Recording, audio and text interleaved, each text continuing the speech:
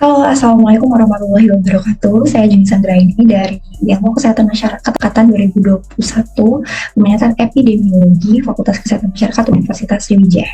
Kali ini saya akan memberikan tutorial bagaimana cara melakukan analisis univariat dan bivariat dari salah satu uji statistik dengan menggunakan SPSS atau Statistical Product and Service Solution.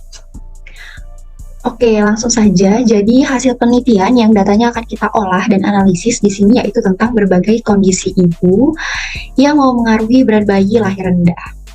Di sini kita sudah ada contoh hasil dari pengisian kuesioner yang diletakkan di SPSS. Hasil kuesioner ini datanya bertipe data kuantitatif. Mungkin kita bahas sekilas tutorial awal di SPSS.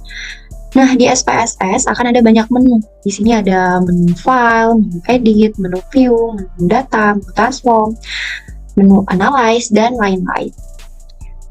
Lalu ada dua menu utama, yaitu ada data view dan ada menu variable view.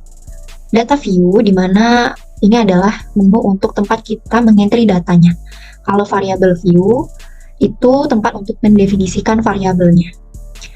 Untuk mengentry data, kita isi terlebih dahulu nama-nama variabel di variable view. Nah, di sini nama-namanya ada variabel umur, variabel ini ID-nya, ada variabel berat badan ibu 1, berat badan ibu 2, rokok, hipertensi, berat bayi, dan lain-lain. Kemudian ada menu type. Type ini adalah menunjukkan datanya itu tipenya apa. Kalau numerik itu berarti datanya berbentuk angka. Kalau nanti ada namanya string itu datanya berbentuk huruf. Dan width ini merupakan banyaknya karakter, desimal. Ini banyaknya angka desimal yang digunakan. Ini 0 karena kita nggak menggunakan angka desimal, bisa juga diganti 1, 2, dan lain-lain sesuai kebutuhan. Kalau label ini adalah keterangan atau dari nama lengkap dari variabel dari menu name-nya, dari variabel-variabel ini. Kayak BB1 itu kita bisa kasih labelnya secara lengkap. Nih berat badan ibu sebelum hamil, nih lebih lengkapnya di label. Nah, ada values ini adalah untuk encoding data nominalnya. Nah, misalnya ini nih ada variabel ibu perokok, di coding 0 untuk tidak, 1 untuk ya. Nah, ada missing ini menunjukkan ada atau tidaknya data yang tidak terisi. Di sini none berarti semua datanya itu terisi. Kemudian ada kolom itu lebar karakter dari menu name. Ada align, ini untuk mengubah karakternya, ada di kiri, di kanan, atau di tengah. Kemudian ada measure, ini menunjukkan skala pengukuran dari variabelnya. Dan ada role ini menunjukkan peranan datanya. Input itu peranan data untuk independen, target itu peranan data untuk dependennya. Nah, kalau kita sudah mengisi variabel di variabel view, kita lanjut mengisi data hasil kuesionernya itu di kolom-kolom pada data view. Nah, nanti kita isi nih, ini akan muncul semua nama-nama variabel yang sudah kita masukkan di variabel view. Nanti di kolom-kolom ini kita isi aja atau kita entry aja data-data dari hasil kuesionernya. Nah, kalau kita lihat data-data ini tuh bentuknya masih ada yang belum terkategorisasi dengan jelas, maka kita perlu manajemen ulang. Manajemen data dapat dilakukan dengan beberapa pendekatan. Bisa kita gabungin dua kelompok data jadi satu data, terus bisa juga kita gabungkan dengan menggunakan perhitungan matematis. Bisa juga kita kategorikan ulang dengan logika bersyarat dan manajemen lainnya. Nah, manajemen data yang paling umum dilakukan yaitu dengan mengcompute dan menu record. Nah, pada kali ini data yang akan kita record atau kita kategorisasi ulang yaitu data umur ibu. Kenapa ini akan kita kategorisasi ulang? Karena kita lihat ya di sini tuh umur ibu itu ada yang 28, 29, 34, 25 dan seterusnya, masih sangat bervariasi. Nah, kemudian ada juga yang akan kita record ulang itu juga kadar trigliserida, di sini juga masih sangat bervariasi. Nah, dan untuk data yang akan kita compute atau kita gabungkan, itu kita akan menggabungkan keadaan hipertensi ibu, kelainan uterus, dan juga nanti ada kadar trigliserida yang udah dikategorisasi ulang. Nah, ketiga variabel ini kita akan compute jadi resiko BBLR. Nah, kita langsung aja ke tutorialnya. Caranya kita klik menu transform. Ini untuk recordnya. Kemudian kita klik record into different. Lalu kita masukkan variabel yang akan kita kategorisasi ulang di kolom input variabel ini. Nah, di sini kita akan kategorisasi umur ibu. Kemudian kita kasih nama di sini, nama variabel barunya. Secara singkat aja dan nggak boleh ada spasi. Di label ini kita jelasin dari variabelnya. Di sini bisa kita kasih lebih jelas nih nama variabelnya. Lalu kita klik change dan kita klik out and new values. Nah, kita terserah ingin mengkategorisasinya seperti apa. Jadi kalau di umur ini saya ingin mengkategorisasinya jadi umur tua dan umur muda. Yaitu kalau umur muda itu umur yang kurang dari atau sama dengan 25 tahun. Kalau umur tua itu di atas dari 25 tahun. Misalnya saya coding value-nya ini 0 untuk umur yang kurang dari atau sama dengan 25. Kalau kurang dari atau sama dengan 25 itu kita codingnya di rank lowest talk value. Lalu kita klik it. Nah, kemudian saya coding lagi di value-nya 1 untuk yang di atas 25. Itu di rank value talk high case. Kita klik di sini. Kita isi 25. Lalu kita it. Dan klik continue, lalu kita klik OK. Nanti saya jelasin sedikit output. Jadi di output ini akan keluar data-data yang kita analisis. Nah, di sini belum keluar datanya karena kita belum melakukan analisis. Nanti di analisis akan keluar di output. Oke, di sini udah ada nih umur grup ibu. Lalu kita di variable view ini kita kasih values-nya. Jadi di 0 tadi untuk umur muda, kita add. Dan di 1 itu untuk umur tua. Kita add juga, lalu kita klik OK. Nah, nanti di data view-nya maka akan berubah nih umur grup ibunya, ada yang tua, umur muda, dan udah terkategorisasi. Kita lanjut ke variabel triglycerida yang akan kita manajemen juga. Kita klik transform, kita klik record into different juga. Ini kita reset dulu, kita masukkan kadar triglycerida ke dalam input variabel. Kita masukkan nama barunya, kita kasih nama grup triglycerida. Di sini kita kasih labelnya itu adalah kadar triglycerida terkategorisasi.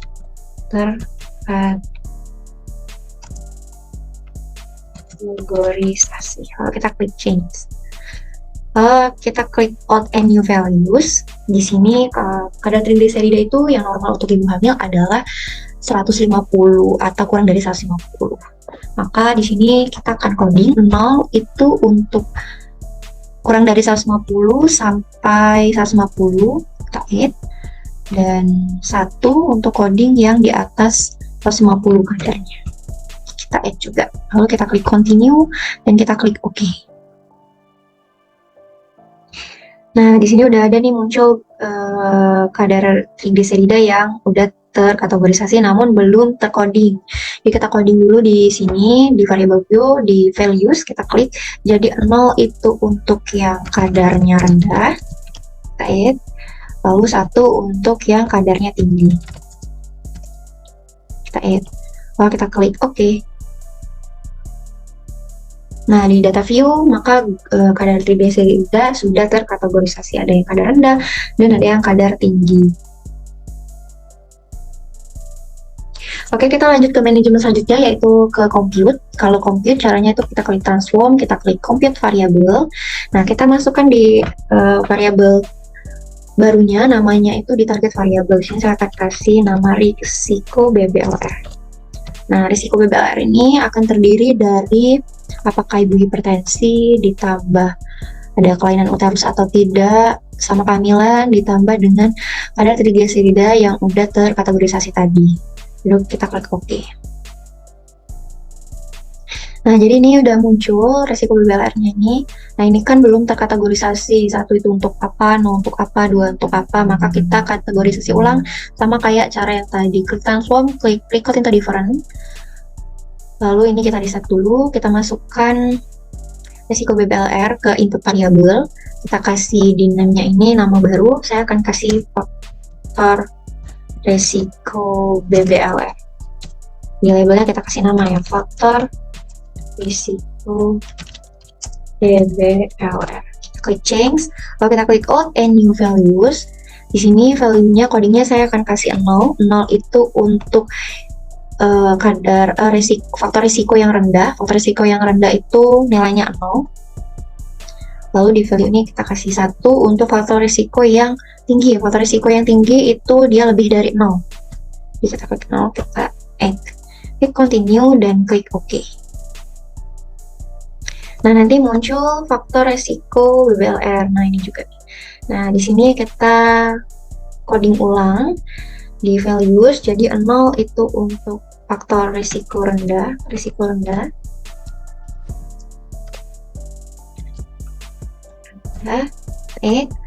Satu untuk risiko tinggi. Kita klik add juga, lalu kita klik OK. Nah, di data view maka dia akan tampil ada yang risiko tinggi, risiko rendah, dan sudah terkategorisasi. Oke, selanjutnya kita akan ke analisis univariat. Jadi kalau di analisis univariat ini kita akan menggunakan menu analyze. Nah, di ini kita klik, kita pilih yang deskriptif statistik. Nah, di variabel-variabel kita ini kan ada yang datanya numerik dan ada yang kategorik. Nah, kita akan melakukan analisis univariat ini berdasarkan tipe datanya. Yang pertama tipe data kategorik dulu. Kalau tipe data kategorik, kita klik analyze, kita klik deskriptif statistik, dan kita pilih frequency. Nah, di frekuensi ini kita masukkan data-data yang tipenya kategori ke dalam kotak variabel ini. Jadi kita masuk apakah ibu perokok, ini datanya data kategori, apakah ibu hipertensi, ada tingkat pendidikan juga, ada status BBLR, kelainan uterus, penolongan persalinan, kemudian umur grup ibu, dan ada kadar trigliserida, sama ada faktor resiko BBLR tadi yang udah kita manajemen datanya. Lalu kita klik chart ini kita pilih tipe diagram apa yang akan kita tampilkan. Misalnya saya ingin tipe pie, dan saya akan menampilkan persentasenya, maka klik percentage, lalu klik continue, lalu klik OK. Nah, ini di output nanti akan muncul di sini. Nah, di sini udah muncul hasil analisis univariatnya per variabel, dan ada juga pie chart-nya muncul. Oke, lanjut kita ke yang data numeriknya. Kalau data numerik itu kita klik analyze, kita klik deskriptif statistik. Nah, kalau numerik itu kita klik deskriptif. Lalu kita masukkan data-data yang numerik. Kita masukkan berat badan ibu, kotak variabel, BB1, BB2. Umur ibu ini nggak kita masukin tadi karena kita udah masukin yang di kategorinya. Kemudian kita masukin variabel berat bayi lahir, ada juga kadar hemoglobin. Kadar trigliserida juga nggak kita masukin karena tadi udah ada yang sudah terkategori. Lalu kita klik menu option. Nah, kita centang beberapa kebutuhan yang akan kita tampilkan. Di sini kalau saya ingin menampilkan median, ingin menampilkan standar deviasi, ingin menampilkan minimum, maksimum. Lalu langsung aja kita klik continue dan kita klik OK. Maka akan muncul di sini analisis univariat yang datanya numerik. Oke, selanjutnya kita ke analisis bivariat. Kalau di analisis bivariat, kita akan mencoba untuk menganalisis hubungan antara ibu perokok dengan kejadian berat bayi lahir rendah, di mana kita akan menggunakan uji statistik, uji chi-square. Kenapa kita pakai uji chi-square? Karena variabel ibu perokok ini, ibu perokok itu adalah datanya kategorik, sedangkan yang status BBLR ini juga datanya kategorik. Maka kita menggunakan uji chi-square dan keduanya ini tidak saling bergantungan. Cara melakukan analisis bivariat uji chi-square, kita klik analyze, lalu kita klik deskriptif statistik, dan kita klik cross tab. Lalu di cross tab, ini kita masukkan di kolom rows-nya, itu adalah ibu perokok sebagai variabel independen. Lalu kita masukkan status BBLR di columns sebagai variabel dependennya. Kemudian kita klik statistik, kita centang chi-square, lalu kita centang RIX untuk menampilkan odds ratio dan relative RIX-nya nanti, lalu kita klik continue. Kemudian di menu cell kita klik juga, di sini kita klik counts, kita klik observed, dan di percentage kita klik row, lalu klik continue, dan kita klik OK. Nah, maka di outputnya akan muncul beberapa hasil dari analisis bivariatnya.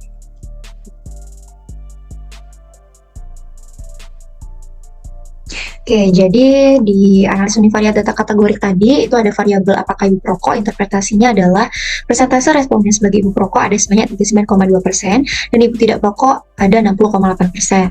Sedangkan untuk variabel apakah ibu hipertensi, persentase responden sebagai ibu dengan hipertensi itu sebanyak 6,3% dan tidak hipertensi itu sebanyak 93,7%. Untuk variabel tingkat pendidikan ibu, presentasinya adalah interpretasinya adalah sebagian besar ibu yang menjadi responden tingkat pendidikannya itu adalah SMP sebanyak 44,4%. Lalu untuk variabel status BBLR, presentasi kejadian BBLR yaitu sebesar 31,2%. Untuk kelainan uterus selama kehamilan, persentase kejadian kelainan uterus selama kehamilan pada responden yaitu sebesar 85,2%. Kalau penolongan persalinan, variabelnya itu sebagian besar pertolongan persalinan responden yaitu melalui tenaga kesehatan sebesar 50,8%. Kemudian untuk variabel kategorisasi berdasarkan umur ibu, sebagian besar responden itu adalah ibu berumur muda. Tadi umur muda itu adalah ibu yang umurnya kurang dari atau sama dengan 25 tahun. Ada sebesar 71,4%. Kemudian untuk variabel trigliserida, sebagian besar responden memiliki kadar trigliserida rendah, yaitu sebesar 61,9%.